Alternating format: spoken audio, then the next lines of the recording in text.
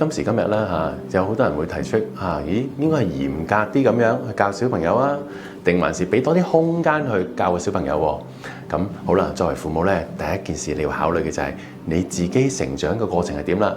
譬如話啲父母咧細個長大咧係被佢嘅父母好嚴格管嘅喎，而佢能夠成長到今日喎，於是咧好容易咧佢就會覺得咧佢個仔咧或者佢個女都係啦都係要好嚴格嘅，咁樣先可以成才嘅。相反，有啲父母細個嘅時候咧，可能父母係好放任嘅，由得佢做乜都得嘅，但係佢亦都能夠成長到今日喎。咁我哋父母直觀嘅感覺就係咧覺得，由得佢啦，大啲都得㗎啦，我都係咁樣長大㗎嘛咁樣。好啦，於是咧就好容易採取咗咧佢自己成長嘅時候一啲好嚴格嘅管教方式，或者係佢細個經歷過嘅一啲好放任嘅管教方式啦。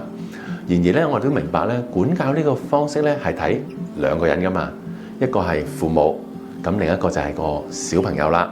我哋頭先講嘅係父母呢部分。所以一個父母可能傾向嚴格，或者傾向放任。另一方面我哋都睇我哋小朋友嘅質地啊。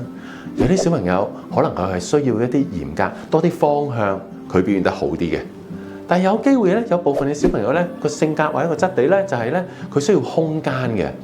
好啦，我哋叫做有陣時咧好微妙嘅配對嚟嘅，父母同小朋友咁啱，父母係一個成長嘅時候好嚴格佢小朋友咧遺傳到喎。於是咧對於嚴格方向規則亦都好吸收到喎。於是咧我哋叫做啪啪啪啦就好啦。但係相反就好唔同啦。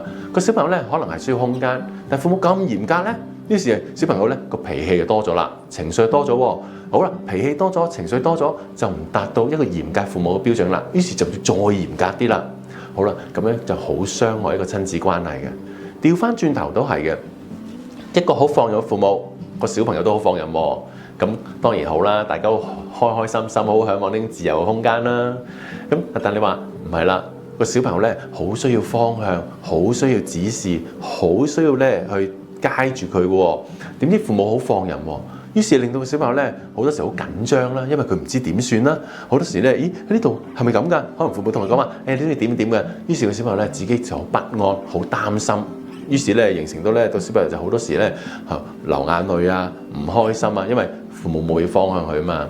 咁所以我哋話咧，最適合嘅管教方式係咩咧？就係先了解咗咧自己點樣長大，喺嚴格環境長大，喺寬鬆嘅環境長大。